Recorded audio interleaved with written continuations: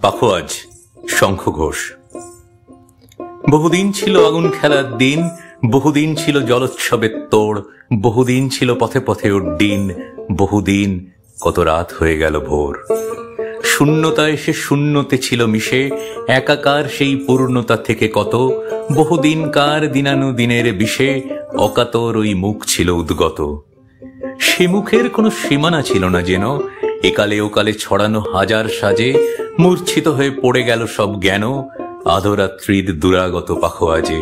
অশরীরী যত নাচের বিভঙ্গেরা জ্ঞানহীন সেই শরীরে উঠেছে মেতে, ওই মুখ ছিল আমার দুহাতে ঘেরা মগ্ন শিশির নগ্ন ফসল খেতে।